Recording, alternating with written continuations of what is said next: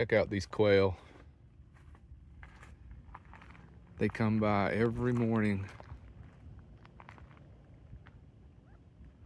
They make a little squeaking sound.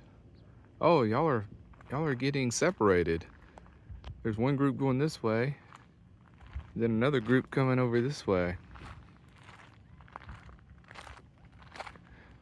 They got those funny little dangly things on their heads. I want to name that one. I want to call that one Dan. Dan Quail. Okay, moving on to the next day. It is windy today. I've got a piece of tape over the microphone, so maybe it won't be too bad. This morning at 5 a.m. I wake up and I had forgotten to take the awning down last night. It's slamming around all over the place. So I had to get up and out of the bed at 5 a.m. and take the awning down and put it away. So I've been up since 5 a.m. and then I've been battening down the hatches here on the tent. This tent should be good up to 40-mile-per-hour winds, and today's going to be about 25. But after this blows through, the weather is looking pretty good. We're talking like high 75, mild days. I'm saying bring it on. Well, I got a lot of stuff stored in the tent here. Let me show you. I got the e-bike chained up in here. It's not theft proof, but at least someone would have to work hard to get to it. I went around those metal support rods with the cable and then just locked it to the bike here. Well, it beats nothing, I guess.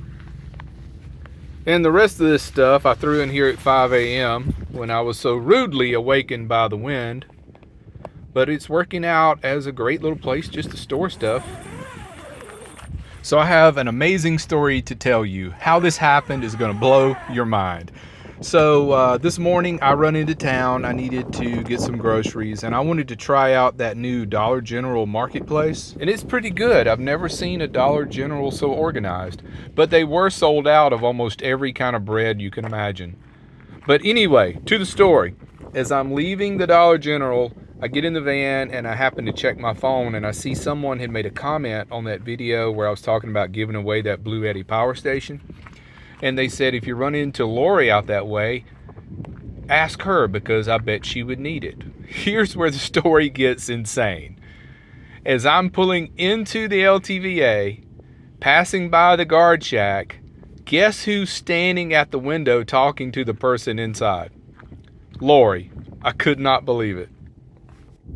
So I pull over and I introduce myself, and she already knew who I was. She watches me on YouTube and I watch her on YouTube. Her channel is Lori's Way. And so I say, hey, here, check this power station out. Someone told me you might want it. And she said, yeah, I'd love to have it. So guess who got the Blue Eddy power station and the backpack?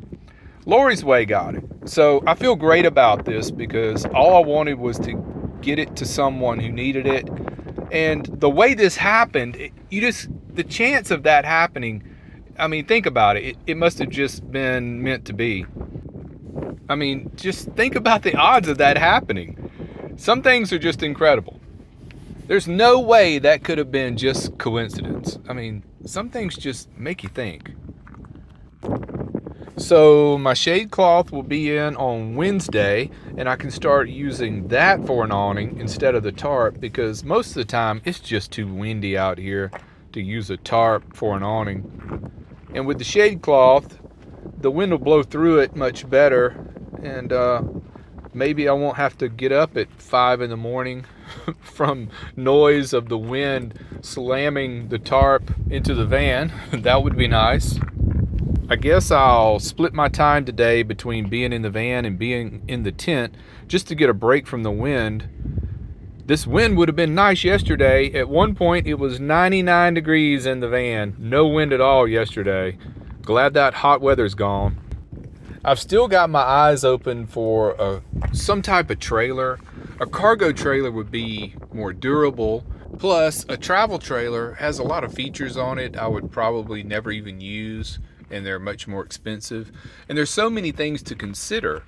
Now, I guess I should say I do have experience towing because I used to tow a pontoon boat to the lake all the time.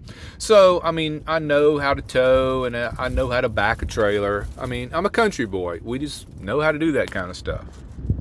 But one feature I would have to have is electric brakes on the trailer, because last time I towed that pontoon boat, you could really tell it was back there when you come up to a stop sign.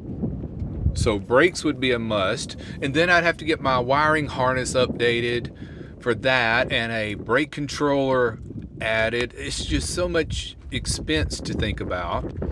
And you may ask, well, why not just do that high top from Fiberine, Maddie? Well, I'm just not getting a good feeling about it. You know, I've talked to him several times and we're corresponding through email most of the time. And I would send in like 4 questions and they would answer 1. So then I would email them back, thank you for answering that question, but what about the other 3? And they would respond and answer 1 question again. That's just a shitty way to do business. And their responses were just like 1 sentence long. So I've taken the hint. They are rushed and too busy to deal with me. So that makes me wonder, if you're too rushed to thoroughly answer an email, then what kind of job would be done? So I'm moving on to other options. It's probably for the best anyway. Okay, let's do one more check up here, survey the landscape. It's got a lot more crowded the last few days. All right, well, that's all I got for you today. Thanks for watching. Take care, be well, and smash the bell.